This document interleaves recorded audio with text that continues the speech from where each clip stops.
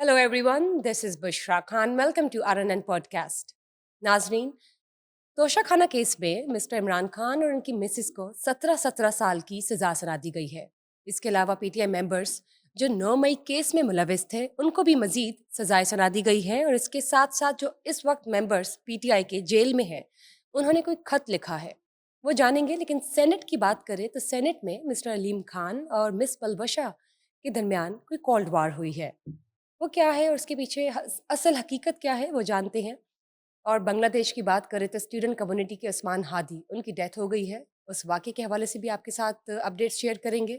फिर coming back to Pakistan again तो senior सहाफ़ी जिनकी लास्ट वीक इंसिडेंट में डेथ हो गई मिस्टर राजा मतलूब, उनके हवाले से भी कुछ अपडेट्स आपको शेयर करेंगे। और इंडिया की बात करें हमसाए मुल्क की तो सुना है कि बॉर्डर 2 आ रही है जो कि एंटी पाकिस्तान है। चलिए आइए जानते हैं। मेरे साथ मौजूद है mister Naeem Hanif, senior journalist. अस्सलाम वालेकुम सर, वालेकुम सलाम। क्या हाल है आपके? अल्हम्दुलिल्लाह। पीटीआई की बात करूंगी। सबसे पहले मिस्टर इमरान खान और उनकी मिसेस को जो 17-17 साल के लिए तोशाखाना में सजा सुना दी गई है, ये प्लीज बताइए। बस वो बानी चेयरमैन जो हैं पीटीआई वो सज़ाओं के एतबार से तो मेरा ख़्याल है पाकिस्तान की तारीख़ के तमाम इससे पहले जो सियासी केसेस हुए, कैदें हुई, तमाम का रिकॉर्ड तोड़ रहे हैं अब तक। और मेरा ख़्याल है कोई वर्ल्ड रिकॉर्ड कायम करने जा रहे हैं वो सज़ाओं का। इससे पहले ग़ालिबन कुछ केसेस में उन्हें कुछ 14-14 साल कैद है, किसी में 7 साल है। ये तोशाखाना 2 का फ़ैसला आया जी। अदालत में जो है वो जेल में इसकी समाअत हुई है। और एक तो समाअत के दौरान बड़ा ड्रामाई मनाज़र जो हैं वो आपसे शेयर करते हैं पहले। उसके बाद ये मजमूई तौर पर 17 साल सज़ा है, 17-17 साल दोनों को। और 1 करोड़ 64 लाख के करीब जुर्माना है। ओह, अगर जुर्माना पे नहीं करेंगे तो फिर 6-6 माह सज़ा और भुगतना होगी। तो मेरा नहीं ख़्याल वो वाली 6 माह सज़ा इमरान खान, क्योंकि वो जुर्माना तो ज़िंदगी में कभी उन्होंने खुद थोड़ा ही पे किया है। तो वो तो किसी को कहना ही होता उन्होंने। तो जो बनी गाला का खर्चा करते रहे, जो आज अडयाला का खर्चा उठा रहे हैं, तो वो जुर्माना भी पे कर देंगे। लेकिन उससे पहले 17 साल कैद है। ये तोशाखाना 2 है। अच्छा, जो सीनियर सहाफ़ी तज्ज़ियाकार मोहसिन बेग साहब हैं, उन्होंने एक ट्वीट कर दिया ओह, क्या बताइए। अदालत जेल के अंदर अदालत की कार्रवाई पे। वो ट्वीट जो है ना वो बड़ा एक वायरल हो गया नहीं, वायरल तो अलग चीज़ है। वायरल तो कुछ भी हो जाता है या इस मुल्क प्रोमिनेंट में। हो गया हम कह सकते हैं। भाई उसमें खबर है बहुत बड़ी, उसमें खबर है बहुत बड़ी, उसमें अजीबो-गरीब तरह की एक कहानी है और अजीबो-गरीब तरह के इमरान खान के अरेंजमेंट हैं और पीटीआई के अजीबो-गरीब तरह के अरेंजमेंट सामने आ गए हैं। वो कहते हैं कि समाअत हो रही है, ठीक है जी। और इस केस के हवाले से ज़ाहिर है कि ये आखिरी समाअत है, इसमें सज़ा सुनाई जानी है। अच्छा, उसके कुछ लवाज़िमात होते हैं कि जो मुल्ज़िम है, उसकी मौजूदगी ज़रूरी होती है और उसकी मौजूदगी ज़रूरी होती है और उसका जो लॉयर है, उसकी मौजूदगी भी ज़रूरी है और उसकी हाज़िरी लगती है। ठीक है जी। सबसे पहले ये हुआ कि जब समाअत शुरू हुई और ये मोअज़्ज़ज़ जज हैं बकौल मोहसिन बेग, जो लिखते हैं ट्वीट में, शाह अर्जुमंद ये अदालत पहुँचते हैं और केस के मरकज़ी मुल्ज़िम जो कि अब मुजरम बन चुके हैं, इमरान खान अहमद नियाज़ी को लाया गया। तो उसने बैठते ही कहा कि मेरी बेगम बुशरा बीबी किधर है? उसे भी लाओ। जब वो आ गईं, तो दोनों मियाँ-बीवी ने मुशावरत के बाद अदालती कार्रवाई का बायकॉट करने का ऐलान कर दिया कि हम आज की इस प्रोसीडिंग का बायकॉट करते हैं। उसके बाद ताहम कमरा अदालत से बाहर नहीं गए, बल्कि कमरे में अकबी जो नशिस्तें हैं, पीछे जो उसी कोर्ट रूम में जो अकबी नशिस्तें हैं, उन पर बैठ गए। मगर हैरत अंगेज तौर पर इस केस में उनके वकील ने आकर अपनी हाजिरी लगा दी। अब वो बायकॉट कर रहे हैं कल के मुल्ज़िम और आज के मुजरिम, और उनका जो वकील है वो आके हाजिरी लगा देता है, जो कि बाद में पता चला कि इमरान खान की मर्जी के बगैर वो हाजिरी लगा देता है। हाजिरी लगा दी, प्रोसिक्यूशन के वकील ने भी अपनी हाजिरी लगा दी, तो जज ने सजा सुना दी। अब वो एक जो प्रोसेस था آئینی وہ کمپلیٹ ہو گیا رائٹ جب دونوں اطراف کے جو وکلا ہیں موجود تھے اس کیس کے انہوں نے جب حاضری لگا دی جی تو کورم پورا ہو گیا, حاضری لگ گئی تو سزا سنا دی. یہ دونوں میاں بیوی نے پیچھے بیٹھ کر سزا سنتے رہے. فیصلہ سنانے کے بعد جج تو چلے گئے مگر یہ دونوں میاں بیوی اپنے وکیل سے لڑ پڑے اور اسے کہا کہ تم کیوں آئے ہو, تمہیں نہیں آنا چاہیے تھا. یعنی کہ جس طرح آپ مختلف پلیٹ فارم سے بائیکاٹ کرتے ہیں, بھاگ جاتے ہیں, چاہے وہ قومی اسمبلی کا ایوان ہو, چاہے وہ سینٹ ہو, چاہے وہ این اے کا حلقہ ہو, چاہے وہ سینٹ الیکشن ہو, چاہے وہ میڈیا کا محاذ ہو, وہاں جب بائیکاٹ ہوتا ہے تو انہوں نے یہاں بائیکاٹ کیا لیکن وہ ادھورا بائیکاٹ تھا, ارینجمنٹ مکمل نہیں تھے, وکیل کو اعتماد میں نہیں لے سکے یا وکیل سے میٹنگ نہیں ہو پائی. وہ وکیل سب سیدھا آئے, انہوں نے آ کے حاضری لگا دی. ٹھیک ہے جی. اچھا اس کے بعد لڑ پڑے اور کہا کہ تم کیوں آئے ہو, تمہیں نہیں آنا چاہیے تھا اور نہ حاضری لگانی چاہیے تھی. ٹھیک ہے جی. تاکہ جج فیصلہ نہ سنا پاتا, جس پر وکیل نے کہا کہ جب ایسے کیسز کا فیصلہ سنایا جاتا ہے تو وکیل کی حاضری ضروری ہوتی ہے. تاہم دونوں اس پر برہمی کا اظہار کرتے ہوئے عدالت سے نکل گئے اور دونوں کو ان کے سیل میں بند کر دیا گیا, دوبارہ اپنی منزل پہ واپس پہنچ گئے. یہ تو محسن بیگ صاحب کا ٹویٹ ہے جو اندر کی کہانی انہوں نے بتا دی ہے کہ ہوا کیا وہاں پہ عدالت کے اندر. انسائٹس یعنی کہ یہ ان کا کوارڈینیشن کا عالم ہے. اور یہ جو باہر وہاں پہ ڈیلی جو ہے نا ایک تھیٹر لگتا ہے علیمہ خان کی قیادت میں اور سہیل افریدی کی قیادت میں, وہ صرف باہر آ کے جو ہے نا وہ زبانی جمع خرچ کر کے اور وہ میوزک سن کے ترانے سن کے چلے جاتے ہیں. لیکن کوارڈینیشن کا عالم یہ ہے کہ اتنا امپورٹنٹ ڈے ہے پی ٹی آئی کے لیڈر کے لیے اور سزا سنائی جانی ہے, اور ان کے وکیل کو نہیں پتا کہ ان کا کلائنٹ کیا چاہ رہا ہے. کوارڈینیشن نہیں ہے, کیمسٹری نہیں ہے, 0% نہیں ہاں ہے, جی, کمیونیکیشن کچھ نہیں ہے ہی نہیں. ٹھیک. میں کہتا ہوں کہ چلیں اس میں ہم ایک بات یہ کر لیتے ہیں کہ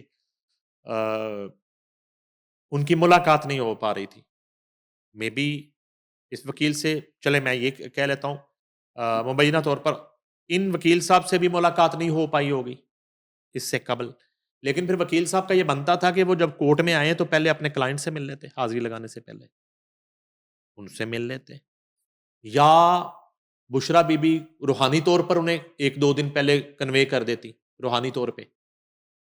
وہ جو خوابوں والا ایک سلسلہ ہے اس میں وکیل کو پتہ چل جاتا کہ میں نے حاضری نہیں لگانی یا وہاں نہیں آنا.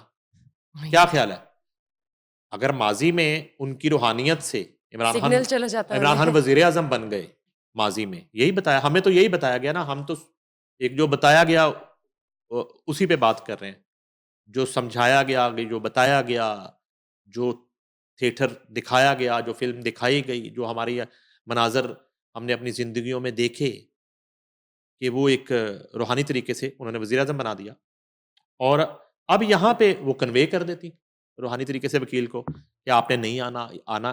اچھا چلیں میں کہتا ہوں کہ یہ تمام تر چیزیں مس انڈرسٹینڈنگ ان کے ہاں رائٹ. ان کے بقول. تو جب وکیل آئے تو پہلے اگر 2 منٹ کے لیے وہ اپنے کلائنٹ سے مل لیتے, جو کہ ایک عام ایکسرسائز ہے کورٹ کیسز میں, ایک مشاورت ہو جاتی, بالکل, تو یہ وہ نہیں ہونا ہوئی. ضروری اچھا ہے. بہرحال وہ اس کا بائیکاٹ کرنا چاہ رہے تھے لیکن وہ ان کے گلے پڑ گئی چیز, اور وہ صرف حاضری لگانا تھا کہ وہ پروسیس کمپلیٹ ہو گیا. تو معزز عدالت نے فیصلہ سنا سزا دیا. اب جی. جو ہے نا فیصلہ سنایا جی 14 سال قید کی دونوں میاں بیوی کو, 17 17 سال جی, مجموعی جی. طور پہ 17 سال بتائی گئی ہے.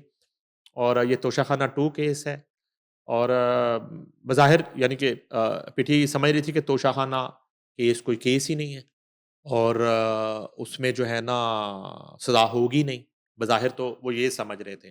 اور جب توشہ خانہ کی بات کرتے تھے, جو ہم نے اس سے پہلے بات کی جب انہوں نے پی ٹی آئی نے بائیکاٹ کیا کچھ بڑے اینکرز کا اور شوز کا, اس میں یہی سوال کیا جاتا تھا, اور بجائے اس سوال کے جواب دینے کے بالکل اس عدالتی پروسیڈنگ کی طرح انہوں نے وہاں سے بائیکاٹ کر دیا کہ ہم نے اس کا جواب دینا ہی نہیں. ٹھیک ہے, کسی دلیل کے ساتھ, کسی لاجک کے ساتھ, پاکستان کے آئین کے ساتھ, اور توشہ خانہ کے حوالے سے انہی کی غالباً گورنمنٹ میں 2018 میں جو قوانین بنے, جو ایس او پیز بنے, اس کے مطابق یہ سزا ہوئی ہے. آئینی اور قانونی جو تقاضے ہیں وہ پورے کرتے ہوئے یہ سزا ہوئی ہے. राइट। जो इन्हीं को हुई है, और इन्हीं की हुकूमत में गालिबन वो तोशा खाना का एक जो अपडेट आप कह लें पॉलिसी थी वो बनी थी, मुरतब की गई थी। वो एक लंबी चौड़ी, वो मेरे पास मौजूद है, लेकिन वो उसमें काफ़ी वक्त लग जाएगा उसको सारा पढ़ने में और सुनाने में। तो ये पीटीआई के लिए एक बुरी खबर है। लेकिन सर बाकी पीटीआई के मेंबर्स की बात करेंगे जो 9 मई केस में इन्वॉल्व थे, उनको भी मजीद सजाएं सुना दी गई जी, हैं। वो भी इससे एक रोज़ कबल ही जो है ये सज़ाएँ हुई हैं। वो भी बता देते हैं जी। बिल्कुल अब लेकिन अभी तो इधर बुशरा बीबी और बानी चेयरमैन 9 मई के हवाले से उसका फैसला आना अभी बाकी है। पेंडिंग वो है। ट्रायल मेरा ख़्याल है अभी ठीक है। कंप्लीट नहीं है। लेकिन एक खत भी है, वो भी आपने वो बताना ख़त भी है। मैं बताता हूँ। जी जी। अच्छा, वो ये है जी, मिस के 9 मई जलाओ गिराओ के एक और मुकदमे का फैसला सुनाया गया जी। इसमें डॉक्टर यास्मीन राशिद, मियाँ महमूद रशीद, एजाज चौधरी, उमर सरफराज चीमा को 10-10 साल कैद की सजा सुनाई गई। ठीक, मजीद। जी। और अदालत ने शाह महमूद कुरैशी को जीओआर गेट तोड़ने के मुकदमे से बरी कर दिया। पहले भी उनको केसेस से रिलीज किया गया है। जी, जी। ठीक इसमें है। भी बरी कर दिया गया जी। यानी कि वो किसी जगह शाह महमूद कुरैशी की इन्वॉल्वमेंट नहीं पाई जा रही। ये पता नहीं इसके पीछे भी शाह साहब की रूहानियत है या कुछ और है। दौरान ट्रायल डॉक्टर यास्मीन राशिद समेत 21 मुल्ज़मान के हतमी बयानात कलमबंद किए गए। प्रोसिक्यूशन की जानिब से 56 गवाहों को अदालत में पेश किया गया। एटीसी के जज मंजर अली गुल ने कोट लखपत जेल में केस का फैसला सुनाया। दौरान ट्रायल 4 मुल्ज़मान को इश्तिहारी करार दे दिया गया। थाना रेस कोर्स पुलिस ने मुकदमे का चालान पेश कर रखा है। ये हुआ। अब इसमें भी आप देखिए कि सिर्फ एक शख्सियत जो है, गालिबन वाइस चेयरमैन है वो पीटीआई के, और शाह महमूद कुरैशी, उनको तो बाइज्जत बरी कर दिया उनको गया। बरी कर दिया। जी जी। और ये कमाल नहीं हो रहा? उनके बेटे को भी कमाल हो गालबन। गया। नहीं, वो तो इस केस में होंगे ही नहीं ना, उनका जिक्र ही नहीं है। लेकिन बाकी केसेस वैसे में ये हम हाँ नाज़रीन को जी। दिखा रहे हैं, एक लंबी लिस्ट है, मे बी उसमें नाम हो। तो ये जो है ना स्क्रीन पे आप दिखा रहे हैं, वो चल रही है।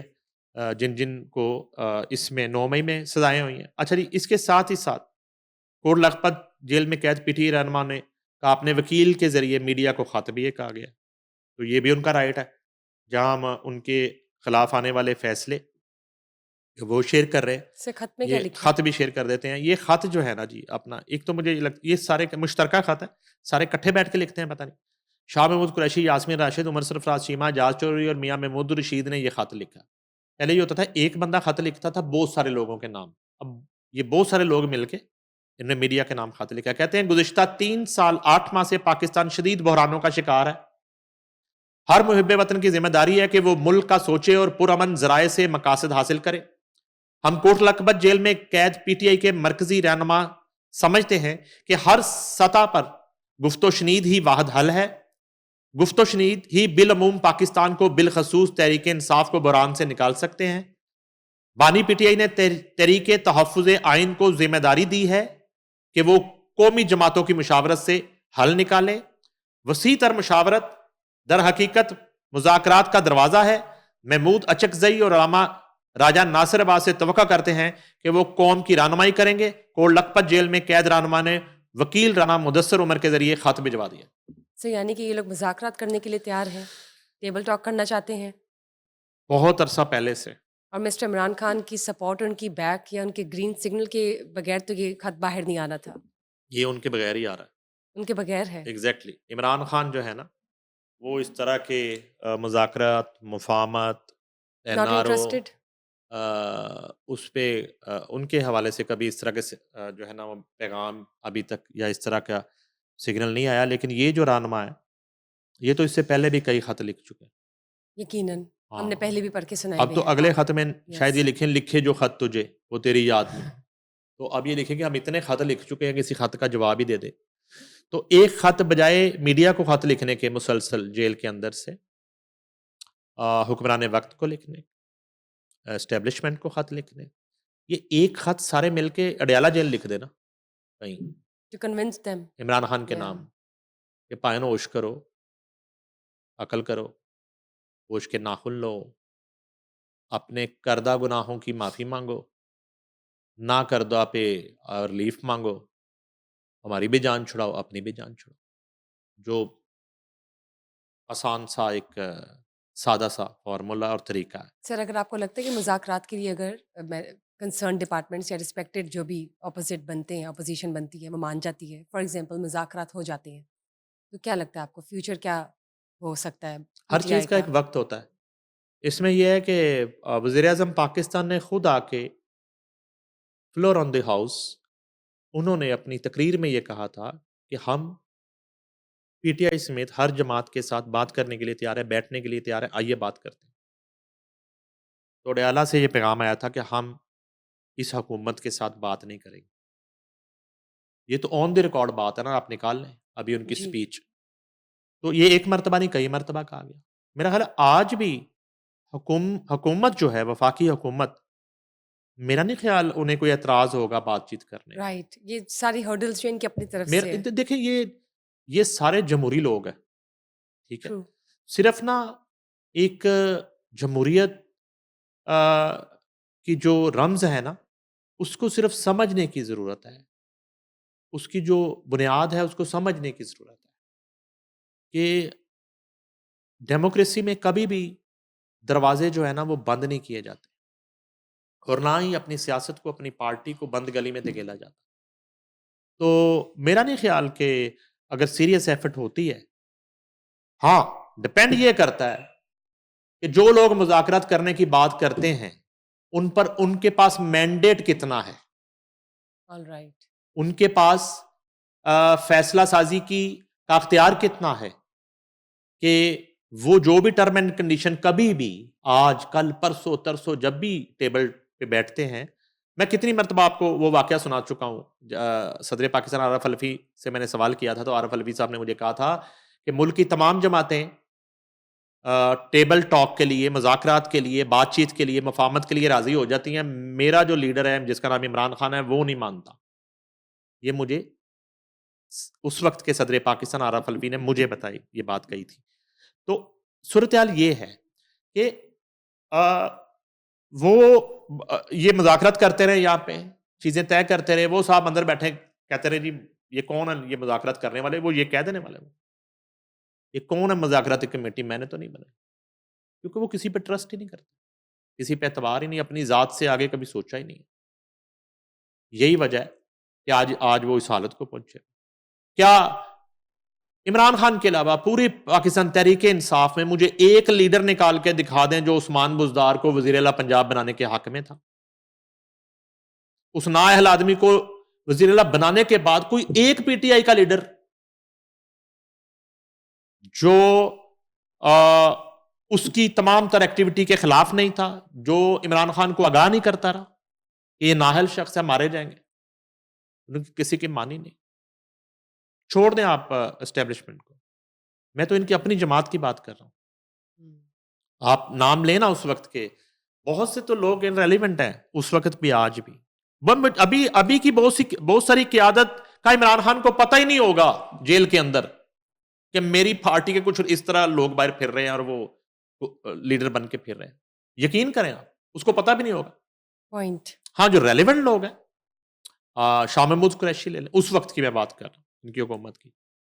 آپ فواد چودھری لے لیں، آپ اس کے بعد آ جائیں عارف الوی لے لیں، آپ علی زیدی، عمران اسماعیل، اس کے بعد ایک دور تک فیصل واڈا، اس کے بعد اس طرح کے بڑے نام ہیں.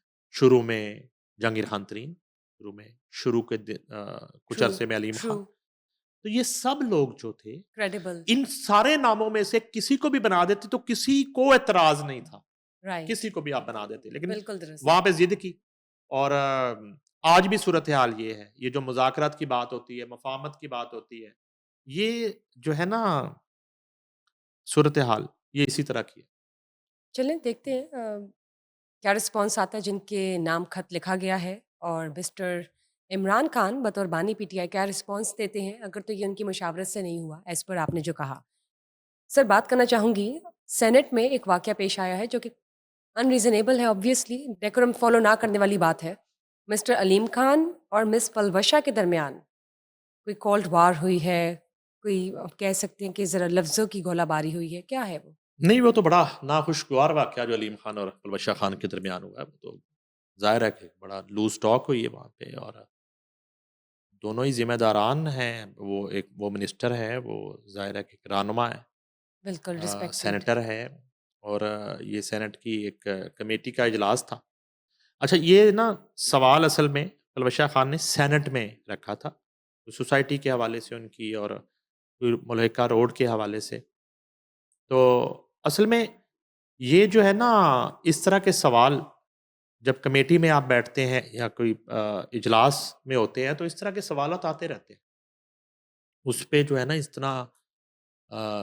طرح کا اگریسو ریئیکشن جو ہے وہ ہوتا نہیں ہے، نہ ہونا چاہیے، کیونکہ آپ ایک پوری قوم کی نمائندگی کر رہے ہیں وہاں ان ایوانوں میں. تو اگر ایک ذاتیات پہ آ کے وہاں آپ ایک دوسرے پہ اس طرح سے گالم گلوچ اور اس طرح کا رویہ، اور پھر چلیں اس بات کو ہم اس طرح کر لیتے ہیں. ایک پہلو یہ ہے کہ اگر وہاں پہ اس طرح کا گرما گرمی ہو بھی گئی تو پھر اس واقعے کی فوٹیجز باہر نہیں آنی چاہیے تھی. اس بات کو بھی پروو کرنے کی ضرورت ہے کہ یہ تماشا جو ہے نا وہ پوری دنیا کو کس نے دکھایا، ریکارڈ کس نے وہ کیا. کیسے وہ وہاں سے فوٹیج بن گئی، اور ٹرو. ریکارڈ کیوں کی گئی، کس نے کی، وہ کون لوگ ہیں. پریویسی لیک نہیں ہونی چھوڑے چاہیے. نا آپ، یہ یعنی کہ یہ کیا مذاق ہے. آپ وفاق کے نمائندے ہیں، قوم کی نظریں آپ پر ہیں. آپ نے اپنے اپنے محکموں میں آپ نے ملک کو جو ہے نا وہ دودھ کی نہریں بہانے کے وعدے کیے ہوئے ہیں، جس پر آپ ووٹ لے کے آئے ہیں. 45 ہے، 47 ہے، اب اس سے آگے نکل چکے ہیں آپ. لیکن آپ وہاں پہ کسی ایشو پہ آپ کی بحث ہو رہی ہے، اور وہ ریکارڈ بھی ہو رہی ہے، اور وہ اس کے بعد وہ وائرل بھی ہو رہی ہے، اور اس پہ تماشا لگا ہوا ہے، اور ٹاک شوز میں، اور جو ہے نا وہ بار بار. اور دوسری بات یہ ہے کہ یہ سوال جو پلوشہ خان نے کیا نا، یہ سوال منسٹر صاحب کو بڑا ناگوار گزرتا ہے. وہ اس پہ بڑا غصے میں آ جاتے ہیں، وہ تو بلکہ دھمکیاں شمکیاں بھی دینا شروع کر دیتے ہیں. پہلے بھی اس طرح معاملہ جب ہوا تھا، وہ کہتے ہیں میں چھوڑوں گا نہیں، دیکھ لوں گا. تو منسٹر صاحب کو ان کی سوسائٹی کے حوالے سے یا اس طرح کی چیزوں کے حوالے سے سوال کرے نا، تو وہ پھر ان سے کنٹرول نہیں ہوتا غصہ. تو البتہ یہ ہے کہ کتنا یہ بھی اطلاع ہے کہ انہوں نے اس سوال کا بڑا ایک موضوع طریقے سے جواب دونوں انداز میں، وربل ڈیسینسی بھی کے اور ساتھ دیا. غالباً تحریری انداز میں بھی انہوں نے کنوے کر دیا کہ یہ جو بھی خدشہ ظاہر کیا جا رہا ہے کہ میری ذاتی کسی پروجیکٹ کو فائدہ پہنچانے کے لیے میں نے کوئی دوسرا پروجیکٹ لانچ کیا ہے یا وہاں سے کوئی روڈ گزار دی ہے، ایسا نہیں ہے. وہ بڑا فاصلے پہ ہے سوسائٹی، اس طرح کی بات، اور یہ حقیقت ہوگی، ہم اس کی تو بات ہی نہیں کر رہے، یہ حقیقت ہوگی. مسئلہ یہ ہے کہ یہ ایک تلخ حقیقت ہے. حقائق کو، تاریخ کو مسخ نہیں کیا جا سکتا. یہ جو معاملہ ہے نا جی سوسائٹی والا، اس کی وجہ سے بڑا سفر کیا ہے علیم خان نے ماضی میں بھی. ہم ایک نئے سرے سے دوبارہ سے میں کہانی شروع کر دیتا ہوں کہ کیا کچھ ہوا، پی ٹی آئی کی حکومت آنے سے پہلے کیا ہوا، پھر ان کی پی ٹی آئی جوائن کرنے کی وجہ کیا تھی، پی ٹی آئی، پھر عمران خان نے جو جلسے میں آ کے ان پہ الزام لگائے. پلوشہ خان تو آج بات کر رہی ہیں، عمران خان تو جلسے میں آ کے انہوں نے الزام لگائے کہ وہ اسی سوسائٹی کے حوالے سے علیم خان جو ہے نا وہ ان سے کیا ڈیمانڈ کر رہے تھے، کوئی غیر قانونی غیر آئینی کام کروانا چاہتے تھے ٹائپ چیزیں. پھر سیلاب والا رولا ہوا، پھر ان کے خلاف اس طرح کا پروپیگنڈا، اور وہ سب سے زیادہ پی ٹی آئی نے کرنا شروع کر دیا.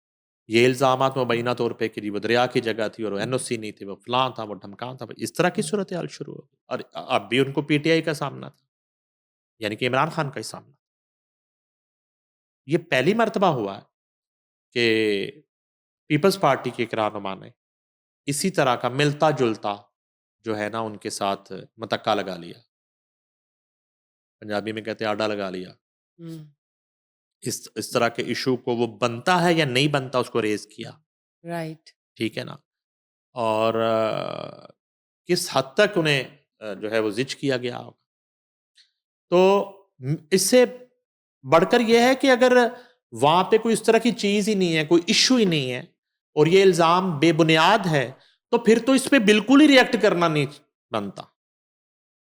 ٹھیک، اگر آپ پر ایک الزام ہے اور وہ بے بنیاد ہے اس کی کوئی بیس اور نہیں آپ ہے. جس پائے کے پولیٹیشین ہیں، آپ سے مراد یہ سب لوگ ہیں، یعنی کہ وفاق کے کسی ایوان میں، قومی اسمبلی میں یا سینٹ میں جو ہے نا کو ماجا ساجا نہیں پہنچ جاتا. ٹھیک ہے، اور یہ بڑے سیزن پولیٹیشنز ہیں دونوں، میں دونوں کی بات کر رہا ہوں. تو اس سٹیج پہ آ کے تو بڑا ایک آپ کے اندر ایک ٹھہراؤ، حوصلہ. آپ جب حلقے میں نکلتے ہیں تو آپ کو لوگوں کی اپنے ووٹرز کی ایون وہ لوگ آپ کو ووٹ بھی کر رہے ہوتے ہیں لیکن آپ سے وہ گلے شکوے کرتے ہیں. آپ پتہ نہیں کیا کیا آپ کو سننا پڑتا ہے. یعنی کہ یہ جو کام ہے پولیٹکس جو ہے نا، یہ دھنیا پی کے، ٹھیک ہے نا، کچی لسی پی کے یہ کرنے والا کام ہے. اس میں آپ کو سننا پڑتا ہے، آپ کو ہر طرح کی بات جو ہے وہ سننے کے لیے تیار رہنا پڑتا ہے اور اس کا جواب دینا پڑتا ہے. جواب دہی جو ہے وہ صرف ایک دن کا الیکشن ہے جب آپ نے پھولوں کے ہار پانے ہیں اور زندہ باد کے نعرے لگنے ہیں اور آپ نے اس کو سیلیبریٹ کرنا ہے.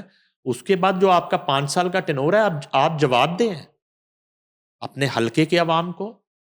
اگر آپ وزارتوں میں آ جاتے ہیں تو پورے ملک کے عوام کو، حکومت میں آ جاتے ہیں پورے ملک کو، میڈیا کو آپ جواب دے ہوتے ہیں.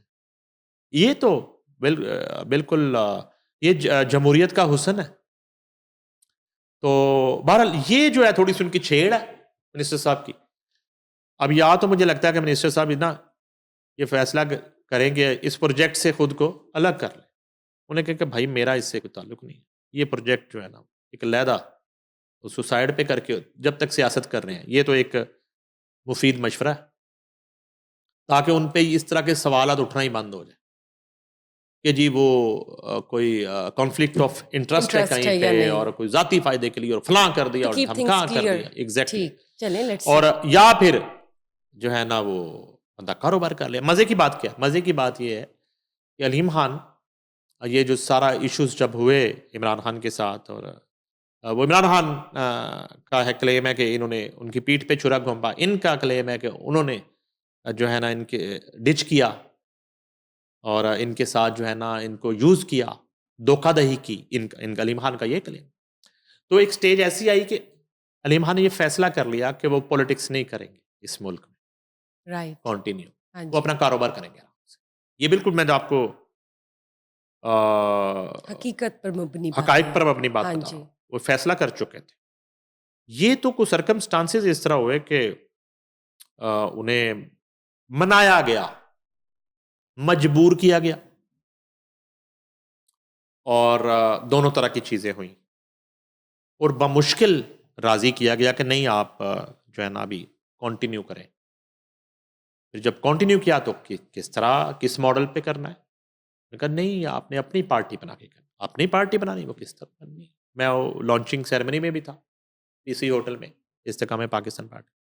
اب دیکھیں وہ پلوشا خان کر کے کہہ رہی ہے، وہ شٹ اپ کر کے ایک دوسرے کو میڈیا سے بات کرتے ہوئے کہ ان کی پارٹی کے تو نام کا کسی کو نہیں پتا. نہیں نام کا تو پتا ہے بھائی، نام تو ہے، نو ڈاؤٹ. استحکام پاکستان کریڈیبلٹی بھی پارٹی. ہے. نام نو نام ڈاؤٹ. کا تو ہمیں ہاں بھی پتا ہے، جی. سب کو پتا.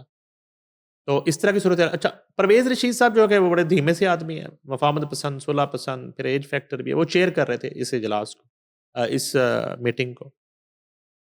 وہ کچھ ان کا رول تھوڑا سا زیادہ ٹھنڈا رہا، یا تو وہ فوری طور پہ کول ڈاؤن کر معاملے کو دیتے کر لیتے کہ سچویشن. آپ چیئر کو، اصل میں تو چیئر کو مخاطب کرنا چاہیے.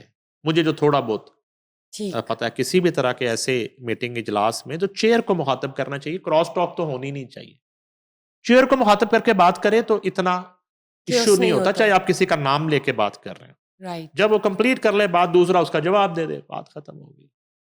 جو طریقہ ہے وہ ڈیکورم فالو نہیں پھر کیا گیا. تماشا نہیں لگتا. ٹھیک ٹھیک. تو بہرحال سنا ہے کہ پھر اس کے بعد انہوں نے معذرت بھی کر لی.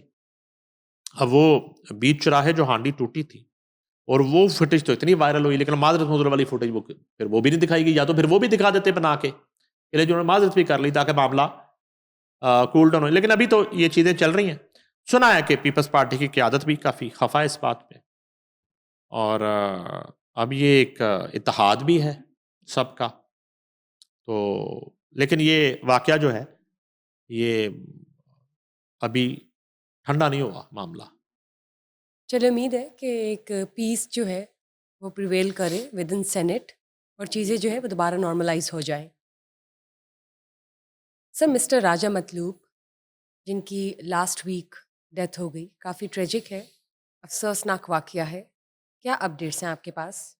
یہ بڑا خوبصورت ایک ہمارا دوست راجا مطلوب، اور بڑی دیر سے میڈیا سے تعلق تھا، اینکر بھی رہے، اور اب تو غالباً بلوچستان حکومت کے ساتھ وہ کام کر رہے تھے، وزیر اعلیٰ بلوچستان کے ساتھ، سرفراز بگٹی کے ساتھ، اسلام آباد بلوچستان میں سیٹل تھے. تو بڑا افسوسناک واقعہ ہے. کار ایکسیڈنٹ میں خود ہی ڈرائیو کر رہے تھے وہ، تو ان کی ڈیتھ ہو گئی چند دن پہلے. اس پر جتنی بھی بات کی جائے، ابھی سید اقرار الحسن چونکہ وسیم بدامی یہ ہم سارے کمبائنڈ فرینڈ ہیں راجے کے، تو اقرار الحسن نے اپنے گھر پہ ان کی یاد میں ایک دعا اور ایک تقریب رکھی تھی، میرا بھی جانا ہوا. لیکن اس سے پہلے چوری سہیل وڑائچ جو ہیں، انہوں نے ایک کالم لکھا ہے بتائیے. راجا مطلوب پہ، میں وہ پڑھ دیتا ہوں. جی جی پلیز. اور ایک ہماری طرف سے راجا مطلوب کو بذریعہ یہ کالم چھوٹا سا ٹریبیوٹ ہو جائے گا. جی ضرور. سہیل وڑائچ لکھتے ہیں جی کہ ایک تھا راجا، کل تک یہاں ایک راجا ہوا کرتا تھا، اس کی نہ تو کوئی ریاست تھی اور نہ اس کی سرے سے کوئی سیاست تھی. وہ صرف نام کا راجا نہیں، دل اور جگر کا بھی راجا تھا. وہ جہاں ہوتا وہاں ہنسی، کہے، مسکراہٹیں اور سکون بسیرا کر لیتا. وہ ایک شرارہ تھا، اچانک روشنی کی طرح ہنستا، کھیلتا، مسکراتا ہوا آتا، چند دن اپنے دوستوں ساتھیوں میں خوشیاں بانٹتا اور پھر اچانک غائب ہو جاتا. اسلام آباد میں گاڑی کے حادثے میں دنیا سے چلا گیا، لیکن جس طرح اس نے ہمیشہ حادثات زمانہ کو شکست دے کر اچانک واپسی کی تھی، کیا علم کسی دن وہ ہنستا، مسکراتا، لجاتا، دوبارہ ظاہر ہو کہ میرا حادثہ، میری موت سب ایک مذاق تھا، میں دوبارہ حاضر ہوں، دوستوں کو لطف دینے کے لیے، ہنسانے کے لیے اور انہیں اپنی گپ شپ سے گدگدانے کے لیے. گزشتہ 4-5 دن میں میں اور راجا اکٹھے بلوچستان میں رہے.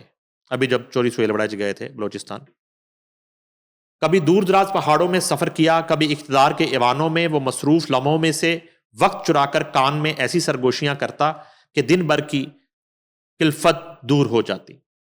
وہ دل کا راجا تو تھا ہی، من موجی بھی تھا. زندگی بھر ٹک کر کوئی کام نہیں کیا، دنیا بھر کی خاک چھانی، مگر اسے پسند یہی مٹی تھی. بچے اور اہلیہ بریڈ فورڈ میں رہتے تھے اور خود راجا صاحب اپنے دل کی جنت پاکستان میں رہتے تھے. بیوی کہتی میں پاکستان آ کر تمہاری نگہداشت کرنا چاہتی ہوں، تو راجا صاحب کہتے تھے یہاں حالات ٹھیک نہیں، برطانیہ ٹھیک ہے. اور پھر دوستوں کو مزے لے کر بتاتے کہ آزادی کتنی ضروری ہے، سو بیگم برطانیہ میں اور راجا پاکستان. یہ بہترین اور محفوظ انتظام ہے. آج کل راجا صاحب پر پوری بہار آئی ہوئی تھی. طویل بے روزگاریوں اور ادھر ادھر کی ٹھوکروں کے بعد بلاخر وزیر اعلیٰ بلوچستان میر سرفراز بگٹی نے اس ہیرے کو پہچان کر اپنا میڈیا فوکل پرسن مقرر کر دیا تھا. راجا رجا پوجا تھا، ذاتی طور پر منکسر المزاج، مگر پروٹوکول اسے خوش کرتا تھا. آج مہندرت اور جدت اس کی شخصیت کا حصہ تھی. وہ جدید ترین فون، جدید ترین کیمرہ اور ریکارڈر سے ہمیشہ لیس ہوتا. ان دنوں اس نے ایک جدید اینک پہنی ہوئی تھی جس کے ذریعے جب چاہتا کسی کے علم میں لائے بغیر ویڈیو ریکارڈنگ کر سکتا تھا. راجا کا نام مطلوب تھا. وہ واقعی اس میں باسما تھا کہ میں اپنے دوست احباب کو ہمیشہ مطلوب ہی رہتا تھا. وہ چاہے چلا بھی گیا ہے، اپنے دوستوں کو تا عمر مطلوب ہی رہے گا. میری راجا سے پہلی ملاقات 2003 میں ہوئی. وہ ان دنوں دبئی کی سٹی گورنمنٹ میں ملازم تھا. اس زمانے میں پاکستانی چینلوں کے دفاتر دبئی میں ہوا کرتے تھے. ان دنوں محترمہ بینظیر بھٹو کا قیام بھی دبئی میں تھا. سیاسی سرگرمیوں اور صحافتی دلچسپیوں کا مرکز ہونے کی وجہ سے ان برسوں میں دبئی پہنچ جاتا تھا. ہر دورے میں راجا راہرو بن جاتا. ملاقاتیں، کھانے اور سیر و تفریح سب کی منصوبہ بندی وہی کرتا تھا. خود پس منظر میں رہ کر دوستوں کو پیش منظر میں رکھنا اس کے اوصاف حمیدہ میں شامل تھا. میرے شاگرد خاص عثمان بٹ راجا کا دوست بنا تو راجا کے میڈیا میں دوستوں اور سرپرستوں کا سلسلہ شروع ہو گیا. عثمان بٹ، اقرار الحسن اور وسیم بدامی ایک ہی چینل میں کام کرتے تھے. وسیم بدامی اور اقرار الحسن سے راجا کی قربت اس قدر بڑھی کہ وہ یار غار بن گئے. راجا خود اینکر بھی بنا، میڈیا ایڈوائزر بھی، آرگنائزر بھی، مگر وہ خود شہرت کے راہوار کی سواری نہ کر سکا. تاہم اس کا ساتھ ایسا تھا کہ شہرت کے کئی شہ سوار راجا کی محفل میں رکاب تھے. راجا دوستوں کا مزاج شناس تھا. اچھا راجا اپنی پرجا کا مزاج شناس بھی ہوتا ہے. وسیم بدامی، اقرار الحسن اور یاسر شامی محفل میں ہوتے تو طنز و مزاح، طعنے اور تمسخر عروج پر ہوتے. سلیم صافی یا روڑا کوڑا موجود ہوتے تو احترام ملحوظ خاطر رہ کر مزاح اور زومانی فکرے راجا کے ہتھیار ہوتے. سرفراز بگٹی، فیصل کریم کنڈی، مصطفیٰ کمال یا بلال بن ثاقب ہوتے تو وہ باادب بھی ہوتا. وقفے سے ان کو کچھ نہ کچھ ایسا ضرور کہتا کہ وہ ظاہر نہ کرنے کے باوجود دلی طور پر نہال ہوتے. راجا کا کمال یہ تھا کہ وہ دوستی میں صنف کا قائل نہیں تھا. مرد تو اس کی محفل کا حصہ تھے ہی، خواتین بھی اس کی مزاح، لطائف اور ہنسی مذاق سے برابر کی لطف اندوز ہوتی. راجا کئی ماہ غائب رہنے کے بعد اچانک ایک دن ظاہر ہوتا اور فون پر پوچھتا ہے، کیا آپ گھر پر ہیں؟ جواب اس بات میں پاتا تو ایک منڈلی کے ساتھ موجود ہوتا. منڈلی میں ایک آدھ مرد دوست اور زیادہ تر خواتین ہوتی.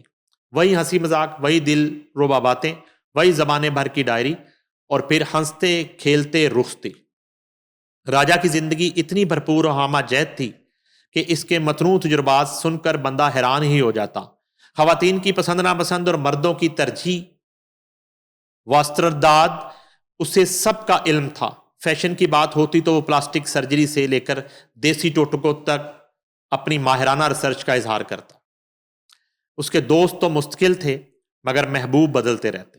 وہ کسی محبوب کو نہ دغا دیتا تھا نہ چھوڑتا تھا. محبوب خود ہی اس کی عدم سنجیدگی سے دور ہو جاتا تھا. وہ مطلوب تو ہر ایک کو تھا مگر کسی کو بھی زیادہ، کبھی کسی کو کم مطلوب ہو جاتا. اس کا انحصار دوسرے کے ظرف اور مزاج پر ہوتا تھا. اس سے کبھی کوئی ناراض نہیں ہوتا کیونکہ وہ کوئی ایسا موقع ہی نہیں دیتا تھا. لوگ یا محبوب ہی اس سے الگ ہو جاتے ہوں گے کیونکہ وہ اس کے ساتھ چل نہیں پاتے ہوں گے. وہ خوشگوار اس قدر تھا کہ شاید غم گسار نہ بن سکتا ہوگا. راجگیری ہو یا راجنیتی، متکبر نظر آئے تو لوگ متنفر ہو جاتے ہیں. مزاح نگار، طنز نگار، ٹھٹھا یا مذاق کرنے والا وہی اچھا لگتا ہے جو خود کو چھوٹا اور دوسروں کو بڑا بنا کر بات کرے. خود مذمتی کر کے ہی بلے شاہ اور شاہ حسین بڑے بڑے قاضیوں، راجو ناور بادشاہوں کا دامن تار تار کر سکتے تھے. راجا مطلوب بھی اس راز کو پا چکا تھا. وہ پہلے اپنا مذاق اڑاتا، اپنی ذات کو نشانہ تمسخر بناتا، پہلے خود کو گناہگار ثابت کرتا، پھر دوسروں کے دامن میں کھجلی کرتا تھا. کیا حیران کن نہیں کہ راجا مطلوب ملتان کے مفتی عبد القوی بھی ہم محفل تھا اور عیدگاہ کے قابل احترام پیر نقیب الرحمان اور حسان حسیب الرحمان کا بھی ہم نشین ہوتا تھا. اس قدر متنوع کون ہو سکتا ہے سوائے راجا مطلوب کی. راجا اور میں اکٹھے کوئٹہ سے لاہور پہنچے.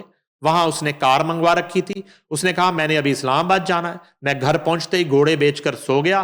5 دن کی تھکاوٹ تھی. رات 3 بجے سو کر اٹھا تو موبائل پر راجا کے اسلام آباد کے پہنچ کر حادثے کا شکار ہونے کی خبر موبائل پر موجود تھی. یقین نہ آیا، لگا راجا نے شرارت کی ہوگی اور صبح اٹھنے پر اس کا کہوں بھرا لہجہ، سنگین مذاق اور معافی طلب کر رہا ہوگا. مگر اس بار اس نے جان گنوا کر پھر سے سب کو ہرا دیا. ہمارے لیے تو وہ مطلوب نہ رہا، اس لیے غمگین ہے. مگر مجھے یقین ہے کہ وہ اپنے والد محترم راجا طاہر کے ہمراہ پران، ان کے گاؤں کا نام جو سرائے عالمگیر کے قریب ہے، پران کا مطلب ہے پرانا ہوتا ہے، سے گزرنے والے سکندر اعظم اور دریا کے پار رہنے والے پورس دونوں کو اکٹھے بٹھا کر محفل برپا کر رہا ہوگا. وہ راجا تھا، سکندر اور پورس جیسے راجاؤں میں ہی رہے گا.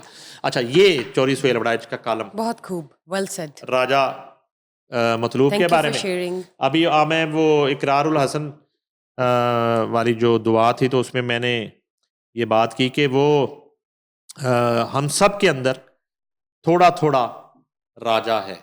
سب کے اندر. کیونکہ راجا جو ہے نا وہ آپ کہہ لیں انٹلیکٹ، وٹ، دلیری، حاضر دماغی، اس سب کا مجموعہ تھا. تو میں نے کہا کہ ہم سب کے اندر تھوڑا تھوڑا راجا ہے، اور ہمیشہ ہم رہے گا. سب کا تھوڑا تھوڑا راجا ملا کے راجا مطلوب بنتا ہے. تو یقیناً. اللہ تعالیٰ درجات بلند کرے. آمین. اور سہیل وڑائچ صاحب نے بڑا زبردست ایک راجا کو ٹریبیوٹ پیش کیا. سر بنگلہ دیش کی بات کرنا چاہوں گی. اسٹوڈنٹ کمیونٹی میں عثمان ہادی جن کی ڈیتھ ہو گئی ہے، اس حوالے سے آپ کے پاس کیا اپڈیٹس ہیں؟ عثمان ہادی جو ہیں وہ اب تو کلیئرٹی آ چکی ہے کہ اس کے قتل کے پیچھے جو ہے وہ را کا ہاتھ ہے، اور اس کے تانے بانے بھارت سے ملتے ہیں.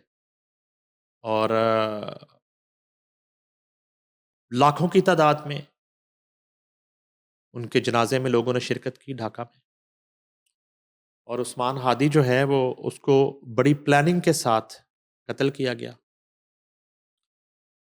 اور قاتلوں میں ایک فیصل نامی شخص ہے، اور تقریباً 20 کے قریب لوگ اس میں انوالو ہیں.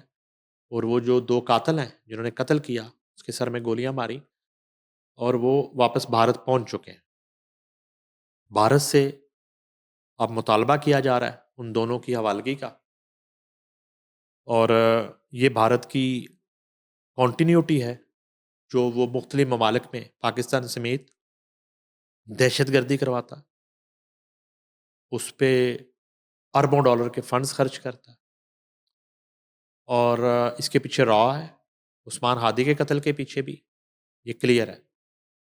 اور اطلاع یہ ہے کہ کچھ دن پہلے وہ جو مرکزی قاتل ہے وہ اپنی ماریا نامی گرل فرینڈ کو یہ میسج کرتا ہے کہ فلاں دن ڈھاکہ کا نقشہ بدل جائے گا، بنگلہ دیش کا نقشہ بدل جائے گا، یعنی کہ وہاں کے حالات ہی کچھ اور ہوں گے. یہ بھی اطلاع ہے کہ اس قاتل کے والد کو حراست میں لے لیا گیا. تو وہ جو نقشہ بدلنے کی اور حالات بدلنے کی اس نے بات کی تھی وہ یہ تھی کہ عثمان ہادی کے قتل کے بعد جو صورتحال پیدا ہوئی تو سب طرف مظاہرے پھوٹ پڑے. عثمان ہادی کو فوری طور پہ زخمی حالت میں سنگاپور منتقل کیا گیا، جہاں وہ کومے میں چلا گیا، اور وہاں پہ پھر اس کی ڈیتھ ہو جاتی. تو یہ اسٹوڈنٹ لیڈر تھا اصل میں. اور اس سے پہلے بنگلہ دیش میں رجیم چینج کی جو تحریک تھی، اس تحریک میں بھی جو جن اسٹوڈنٹ لیڈرز نے اس تحریک کا آغاز کیا اس میں یہ شامل تھا. بہت تو افسوسناک چونکہ واقعہ آج ہے. وہ جو قاتلہ ہے سینکڑوں معصوم جانوں کی حسینہ واجد، پھانسی کی سزا ہو چکی ہے، وہ بھی انڈیا میں موجود ہے. تو اب جو ہے اس کو لانے کی بھی کوشش کی جا رہی ہے، حوالگی کا مطالبہ ہے. اور اس کے بعد جو ہے نا وہ اسٹوڈنٹ لیڈر جس نے حسینہ واجد کا تخت الٹانے میں، اس کی حکومت الٹانے میں ایک وہ بنیاد کا پتھر بنا تھا، اس کو بھارت جو ہے اس کے ذریعے حسینہ واجد قتل کرواتی. تو میں سمجھتا ہوں کہ یہ قتل کے پیچھے راہ تو ہے، انڈین حکومت تو ہے اس میں، اس کے پیچھے حسینہ واجد بھی ہے. اس کے بعد جو ہے ہنگامے پھوڑتے ہیں، اور اس کے باپ کا جو گھر ہے شیخ مجیب الرحمان، اس کو جو ہے وہ جلا دیا جاتا ہے. اب تو غالباً گرا دیا گیا ہے، اور سنا ہے کہ اس گھر پہ عثمان ہادی کے نام کی کوئی یادگار تعمیر کی جا رہی ٹھیک. اس مقتول کے یا اس شہید کے نام کی. اور میرا خیال ہے کہ دنیا کی تاریخ کا سب سے بڑا جنازہ جو ہے عثمان ہادی. عثمان ہادی کا ہوا ہے، جس میں لاکھوں کی تعداد میں لوگوں نے شرکت. بہت شکریہ انفارمیشن شیئر کرنے کے لیے. سر انڈیا کی ایک مووی آ رہی ہے بارڈر 2، سنا ہے کہ وہ بھی اینٹی پاکستان ہے، کیا کہنا چاہیں گے؟ ہاں جی، یہ جو میں نے آپ کو پہلے بھی بتایا تھا کہ وہاں پہ ایک سلسلہ شروع ہوا ہے اینٹی پاکستان موویز بنانے کا. جیسے پہلے دھرندر بنائی ہے، رائٹ. اور اب جو ہے وہ بارڈر 2 آ رہی ہے جی. اور بارڈر 2 میں وہ دوبارہ سے وہ بے شرم کریکٹر جو ہے سنی دیول، اس نے کام کیا. اور وہ کوئی پتہ نہیں پرومو کوئی چل رہا ہے جس میں وہ کہتا ہے کہ وہ کوئی رکھ کے راکٹ لانچر کے لاہور تک آواز آنی چاہیے. ساتھ وہ ایک چوزا ہے بیچارہ ڈیوڈ دھون کا بیٹا, پتہ نہیں کیا دھون, اس کا نام بھی میں بھول جاتا ہوں, تو ورن دھون. تو اس طرح کے کریکٹر ہیں. اب جو ہے نا نریندر مودی کے پاس لڑنے کے لیے یہ رہ گئے ہیں فلمی فوجی جو ہیں ان کے, فلمی فوج جو ہے نا اس کو اب میدان میں اتارا ہے. تو اب جو ہے 6 رافیل کے مقابلے میں 6 فلمیں وہ ریلیز کریں گے. رافیل گرانے کا بدلہ وہ فلموں میں لیں گے. یہ فیصلہ کیا نریندر مودی نے. پہلی دھرندر بنائی ہے 1 رافیل کے مقابلے, اب بارڈر 2 آئی ہے دوسرے رافیل کے مقابلے. تو آپ انتظار رکھیں 6 رافیل کے مقابلے میں 4 باقی ہیں 6-0 کے مقابلے میں رائٹ. اب جو ہے نا وہ 6 فلمیں انڈیا ریلیز کرے گا. اس سے وہ 1.25 ارب کی جو ان کی عوام ہے اس کو یہ حوصلہ دیں گے کہ ہم نے بدلہ لے لیا فلموں میں. تو یہ پہلے بھی فلمیں بناتے رہے اینٹی پاکستان کانٹینٹ جو ہے وہ غدر اور ایسے ایسے واقعات من گھڑت کے جن کا حقیقت سے کوئی تعلق نہیں. اب خبر آپ کو دے دوں کہ بارڈر 2 کا اسکرپٹ نریندر مودی نے لکھا ہے. اچھا لکھا ہی خود ہے انہوں نے. جی اب میں آپ دیکھیں نا, اب وہ بیچارے کسی رائٹر کا ادھر بھی نام دیا ہوگا انہوں نے, مجھے نام میں نے ابھی نام مسٹر آدتیہ دھار. آدتیہ دھار بیچارہ, وہ اس پہ الزام ہے, آدتیہ دھار پہ الزام ہے کہ اس نے دھرندر لکھی ہے. الزام ان کو خود نہیں معلوم نہیں, اس پہ الزام ہے بیچارے پہ, جو رائٹر ہے آدتیہ دھار پہ الزام ہے کہ انہوں نے دھرندر لکھ دی. الزام لگا ہوا یہ رائٹ. تو وہ خود بھی شرمندہ پھر رہا ہے کہ یار so the writer is Mister Modi. اب یہ جو بارڈر 2 کا اسکرپٹ ہے یہ بھی نریندر مودی نے جو ہے اپروو کیا, اور یہ بھی اطلاع ہے کہ بارڈر 2 کا اسکرپٹ 2 دفعہ نریندر مودی نے کہانی سنی. اب میں آپ کو بتاتا ہوں انڈینس کو, میں آپ کو بتاتا ہوں.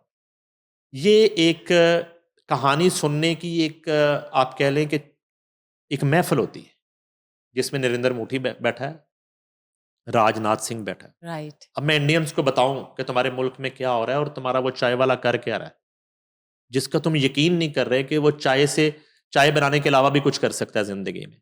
وہ لکھتا ہے, ہاتھ سے نہیں لکھنا آتا اس کو, اس کو اپنا نام بھی نہیں لکھنا آتا, لیکن وہ بولتا جاتا ہے نا تو وہ لکھاری جو ہے نا وہ اسکرپٹ لکھنے والا وہ لکھتا جاتا ہے. تو وہ جناب علی محفل ہوتی ہے, اور وہاں ہاں ایک چیز میں مانتا ہوں کہ وہ نریندر مودی کی کہانی سننے سے پہلے یہ کہتے ہیں کہ چائے میں خود بناؤں گا. یہ ایک کمال ہے وزیر اعظم انڈیا کا, چائے وہ اپنے ہاتھ سے بناتا ہے, کیونکہ مسالہ چائے جو ہے نا جتنی اچھی نریندر مودی بناتا ہے, مسالہ چائے کا مودی ایکسپرٹ ہے, مسالہ چائے. اب بارڈر 2 کی کہانی ڈسکس ہونی ہے مسالہ چائے. اب مودی صاحب نے چائے بنائی ہے, اب یہ چائے اور یہ اب بیٹھ گئی ہے ان کی کور کابینہ کور, ٹھیک ہے, اور اس میں را کا چیف بیٹھا ہے, اور اب یہ کہانی جو ہے وہ سنائی جاتی ہے جو نریندر مودی نے بتائی ہے. کہانی سنائی جاتی ہے. پوری کہانی سننے کے بعد نریندر مودی جو ہے کہانی ریجیکٹ کر دیتے. کیا پسند نہیں آیا. اب وہ اسکرین پلے لکھنے والے جو ہے نا وہ دوبارہ ان کو کہا جاتا ہے کہ آپ اس میں تھوڑا چائے کی طرح کا مسالہ ڈالیں, کیونکہ مودی کو چائے سے ہی مسالے کی عادت ہے, تو انہوں نے مسالہ ڈالیں. پھر اس میں مسالہ ڈالا گیا. دوسری سیٹنگ ہوئی, اور یہ ایک بڑا جس کو آپ کہتے ہیں کہ رسم ہے کہانی, فلم کی کہانی سننا بیٹھ کے اور سنانا, ٹھیک ہے, اور اس وقت موبائل فون بند, فوکسڈ, ہاں جی, ایک ایک سین, ایک ایک لائن, ایک ایک ڈائلاگ, اس کو جو ہے نا سننا اور سمجھنا ہے. اب جو ہے وہ سنائی گئی, دوسری دفعہ بھی ریجیکٹ ہو گئی. پھر اس پہ اعتراضات لگے. اب پھر مودی صاحب نے ڈکٹیٹ کروایا کہ فلاں جو سین ہے اور جو فلاں جو سیکوینس ہے, فلاں جو سچویشن ہے, وہاں پہ یہ چینجز اس کو اس میں بدلا جائے, ٹھیک, اور اس میں فلاں مبینہ اٹیک جو ہے نا شامل کیا جائے جس کا الزام ہم نے پاکستان پہ لگایا, وہ شامل کیا جاتا. تیسری سیٹنگ میں مجھ صاحب کو پھر چائے بنانی پڑی، پھر چائے بنائی، مسالہ چائے. اب چائے والا وزیر اعظم جو ہے نا وہ بارڈر 2 کی کہانی سن رہا ہے، اس میں یہ اسکرپٹ اپروو ہوتا ہے اور پھر اس فلم کا جو ہے نا وہ گو ایٹ دیا جاتا ہے، اس کے فنڈز جاری کیے جاتے ہیں را سے، اور پھر یہ فلم سیٹ پہ جاتی ہے اور گپت اس کی شوٹنگز رکھی جاتی ہیں کہ اس کو جو ہے نا وہ کن کن مقامات پر شوٹنگز ہو رہی ہیں، کانفیڈینشیل وہ کی جاتی ہیں. اور وہ ایک بے شرم کریکٹر ہے جس کا باپ ابھی مرا کچھ عرصہ پہلے، دھرمیندر کا بیٹا جو ہے، تو پوری پاکستان کی فنون لطیفہ نے اس پہ ہاں جی افسوس کا اظہار کیا، وہاں کے میڈیا نے کہ جی وہ بہت بڑے آدمی تھے، اور ان کا لگاؤ تھا لاہور سے. اس کے باپ نے کبھی اینٹی پاکستان فلم کرنے کی حامی نہیں بھری. آپ اس کا پورا کیریئر دیکھ لیں، آپ کو پورے کیریئر میں، دھرمیندر کے پورے کیریئر میں اینٹی پاکستان مووی میں ان کا ایکٹ نظر نہیں آئے گا. بہت آفرز ہوئی، ہمیں پتہ ہے، ہمیں یہ بھی پتہ ہے کس کس ایکٹر نے، انڈین ایکٹر نے اینٹی پاکستان مووی کرنے سے انکار کیا اور بعد میں اس کے ساتھ کیا ہوا. یہ جو کریکٹر ہے سنی دیول، یہ اس سے پہلے بھی اینٹی پاکستان موویز کر چکا ہے اور ایوریج آرٹسٹ ہے. تو ہاں اب آپ آ جائیں خانز، عامر خان، شاہ رخ خان، ایون سلمان خان، وہ ایک بجرنگی والا ایک تھا سیکوینس، ادروائز ان لوگوں نے کبھی اینٹی پاکستان کانٹینٹ کرنے کی حامی نہیں بھری اور نہ اس طرح کی اسائنمنٹ لی. آ جا کے پھر یہ جو ایوریج کریکٹر ہے نا سی کلاس، یہ پھر ان ایکٹر جو ہیں یا جن کے پاس کام نہیں ہے، پھر یہ ان کو انگیج کرتے ہیں، ان کو کہتے ہیں کہ آپ یہ کر دیں، تو ان سے پھر یہ فلمز کروائی جائیں. یہاں پہ ایک واقعہ رائل پام کنٹری کلب کا میں آپ کو بتاتا ہوں. میں جو ہے اکشے کمار اور شلپا شیٹھی، شیخ رمضان ہمارے دوست ہیں، رائل پام کنٹری کلب کے جو آنر ہیں، انہوں نے پہلے آنا جانا تھا آرٹسٹوں کا، تو اکشے کمار اور شلپا شیٹھی کو بلایا، یہاں پہ رائل پام میں ایک شو کروایا. اس میں عمر شریف مرحوم سے گنڈا بنوایا، شاگردی کی اکشے کمار نے رات کو شو میں. اگلے دن پریس کانفرنس تھی، میں جنگ گروپ میں کام کرتا تھا، تو وہاں میں نے سوال کیا یہ دونوں سے، اکشے کمار اور شلپا شیٹھی تھے، کہ انہوں نے، میں نے کہا کہ یہ اینٹی پاکستان موویز جو ہیں یہ آپ لوگ انکار کیوں نہیں کرتے جب آپ کو را کی طرف سے یا انڈین حکومتوں کی طرف سے کہا جاتا ہے کہ اینٹی پاکستان مووی بن، تو آپ نے کیوں انکار کیوں نہیں کرتے آپ؟ تو اکشے کمار نے مجھے کہا، یہ فرنٹ آف لاہور میڈیا پورا وہاں پہ موجود تھا، سارے رپورٹرز اور چینلز، انہوں نے کہا جی نہیں جی نہیں، وہ تو اس میں تو کوئی ایسا مذائقہ نہیں ہے، یہ تو سبجیکٹ ہوتا ہے، فلم ہوتی ہے، سبجیکٹ ہوتا ہے، ایک موضوع ہوتا ہے، اس کا حقیقت سے کیا تعلق. تو میں نے کہا یہ سبجیکٹ صرف اینٹی پاکستانی بالی ووڈ میں لکھے جاتے اور بنتے ہیں؟ بنائے نا، شیو سینا بھی تو ایک سبجیکٹ ہے، انتہا پسند تنظیم ہے. بال ٹھاکرے کی قتل و غارت پہ بنائے، مودی کی گجرات میں جو ہے وہ اس پہ بنائے، قتل و غارت پہ، بابری مسجد پہ بنائے، آپ اندرا گاندھی کے مرڈر پہ بنائیں آپ ممبئی دھماکوں پہ. یہ سارے سبجیکٹ ہی ہیں نا. اور آپ کے وہاں جو جتنی انڈر ورلڈ ہے اور جو کچھ وہاں پہ مسلمانوں کے ساتھ کیا جا رہا ہے اس پہ بنائیں، یہ بھی تو سبجیکٹ ہیں. کیا سبجیکٹ صرف اینٹی پاکستانی؟ تو وہ اکشے کمار ناراض ہو گئے، وہ جاتے ہوئے پھر مجھ سے بات نہیں کر کے کہ آپ نے مجھ سے بڑے غلط سوالات کیے. تو کہنے کا مقصد یہ کہ ان لوگوں پہ بڑا پریشر ہے وہاں پہ. یہ ایک جس کو کہتے ہیں نا کہ محصور اور قید فلم انڈسٹری ہے.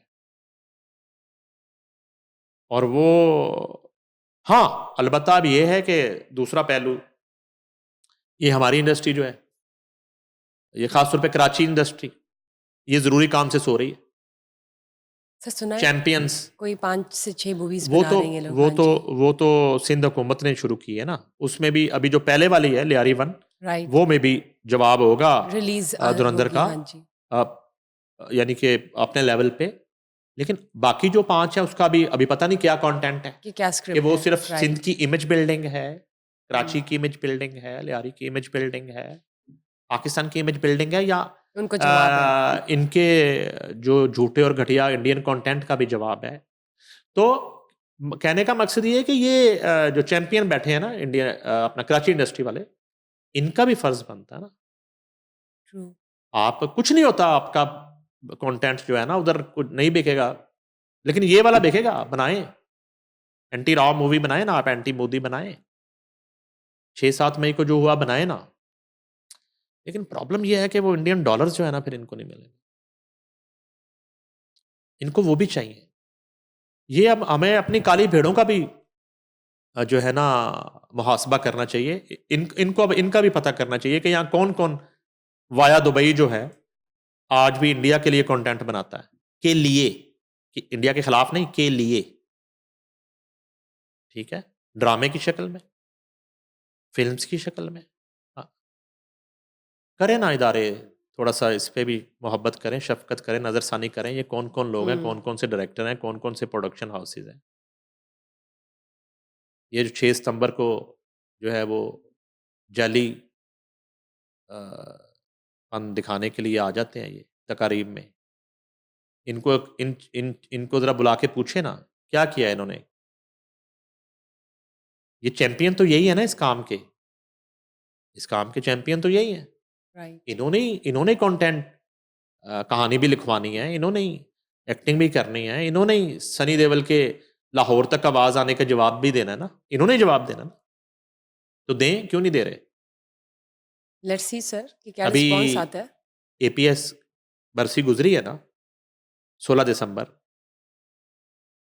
یہ کراچی انڈسٹری سے کتنے لوگوں نے اس پہ کوئی ایک مذمتی بیان اور سولیڈرٹی ان شہید بچوں کے ساتھ کی. مناوا میں وانا میں 550 بچے موت کے منہ سے واپس آئے. افواج پاکستان کے جوانوں نے اپنی جانوں پہ کھیل کے ان کو بچایا. اس حملے کے پیچھے کون ہے؟ بھارت ہے. تو اس پہ انڈسٹری کوئی ایک بیان,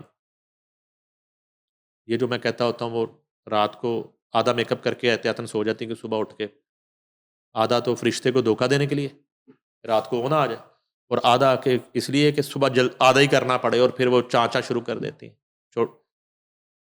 چھوٹے چھوٹے ایشوز پہ. وہ کدھر ہے؟ ویسا ہی جیسا 10 مئی پہ ان میں سے کوئی نہیں بولا, ان میں سے بولتا کوئی نہیں ہے. تو یہ ان کے مقابلے میں فلمیں کیا بنائیں گے, کانٹینٹ کیا بنائیں گے.